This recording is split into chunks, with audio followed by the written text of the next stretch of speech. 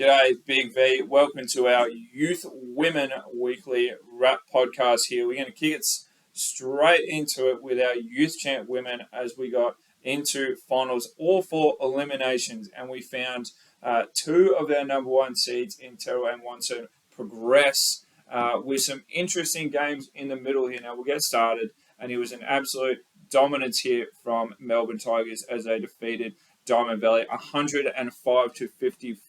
These girls took this game by storm, and they did it by committee here. Tyler Hooper, 12 points. Haley Cummings, 16. Lila Davis, 18. But it was Neve Giddy with the 20 points and 13 rebounds in just 20 minutes. Yeah, that's pretty efficient, Ted. I'm sure Coach Caleb Sclater will be stoked with that one. And unfortunately for Diamond Valley, they just did not really show up. Lucy Oakford and Alicia Cadee were solid across the game, but just didn't have enough support around them this one.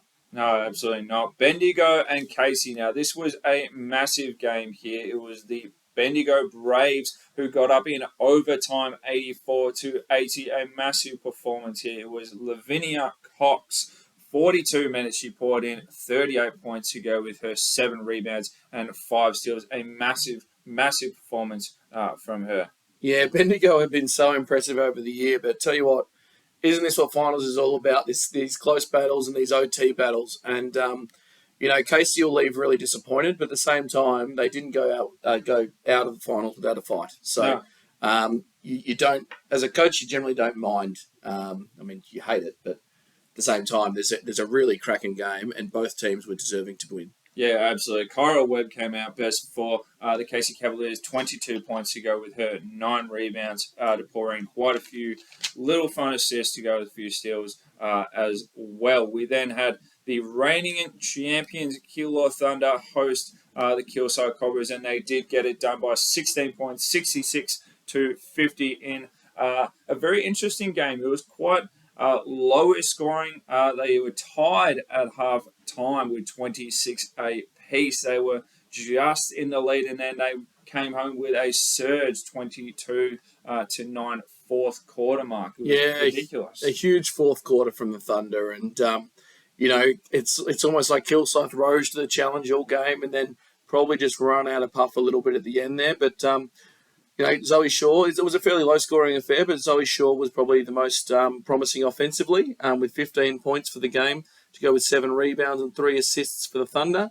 Whilst for Kilsyth, Miranda Gardner, 11, probably would have liked to shoot the ball a little bit better in this one. And then Hannah Day had 14. They were the standouts for Kilsyth. They didn't get a whole lot of offense elsewhere.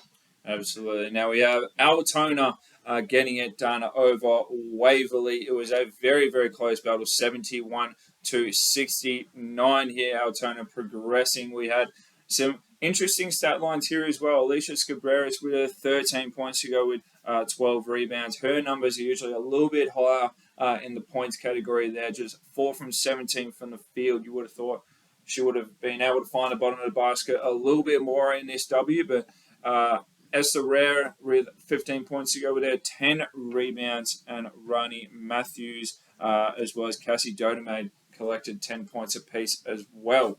Yeah, and I think it would have been a job for Liana Kinkella, star of our league, 24 points, 11 rebounds, and I imagine a lot of that was a lot of her work was done on the defensive end as well, limiting Alicia Scaberis, limiting her impact on the game a little bit. Yeah, absolutely. Congratulations to all of them as they move into the preliminary finals. Now, we get to Youth League 1 women here, and again, some very big games here. We had McKinnon get just beaten here, 59 over Camberwell, 72. Camberwell progressing here. I believe they now take on the undefeated Eltham Wildcats away from home.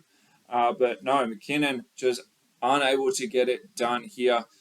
With Natalie Keegan and Daisy Noosis with 11 points apiece. But yes, Camberwell just too big, too physical, too strong, and probably a little bit more experienced than this McKinnon group. Yeah, and I think McKinnon took the chocolates round 17, the last round of the season. Yes. For the Youth League women, and then in a week's time, Campbell's done a good job turning that result around. So well done to their scouting team as well. I'm sure that would have helped. But Jacinta Lee had one of her best games in a while, 17 points and really efficient as well. But interesting name to see in there and one to watch in this space during finals is Riley Killian has returned from injury and contributed nicely just in limited minutes, 5 points and 9 rebounds in that limited time, 13 minutes. So that's one to watch this space because we remember when the Twin Towers were up and running, the Smith and Killian show. What they do on the rebounds is pretty phenomenal. Yeah, it was a force. It was quite scary. Absolutely. So they'll take it to Eltham next week. That'll be a really interesting matchup. Yeah, absolutely. Wyndham were the other team who will progress through to the second week of finals as they beat Pakenham 62-52. It was Jasmine Goodman yet again with her 19 points to go with her 15 rebounds. She can shoot the ball exceptionally well, 33% here, 3 of 9, with Alix Connolly helping very, very closely, 18 points and 15 rebounds. They wanted almost the exact same scoreline, and they were bloody close. Yeah, they're a really good force to be reckoned with as well, and well done to Wyndham for advancing. They'll take on Bulleen next week, and well done to Pakenham, who had a really good back end of the year, and Tyler Scorer with 15 points and 5 rebounds really made an impact, as well as Chloe Zelensky with 14 and 8. And they've had a great season, and they'll regroup and get ready for next year. Yes, they will, absolutely. Moving on to Youth League 2 women here, the second week of finals here. They had Bellarine now come to the show here to get it done 62-60. And then we had Mornington, who had the second chance opportunity last week, and they were unable to get it done here again against the Albury Wodonga Bandits. Albury got it done last week to defeat Blackburn, I believe it was, and now they're progressing yet again in this performance here. A massive game for Georgie Sanglar, 10 points and 6 rebounds. Alyssa Cole as well, 15 and 4. But it was Mia Pontuero, I believe. I'm going to hopefully say that right. It was 11 points and 10 rebounds for the Bandits. Yeah, and the Bandits, we knew right from the start of the year, if they get a couple of their pieces back on, they're a really good team. It's just probably they've had some inconsistency with their roster across the year. So it's certainly not a bad result for Mornington. They've got a young squad. They were probably a little bit higher than what they would have predicted at the start of the year, but they've put together a really good season. So they should be really proud of themselves and then regroup and get ready to push next year again.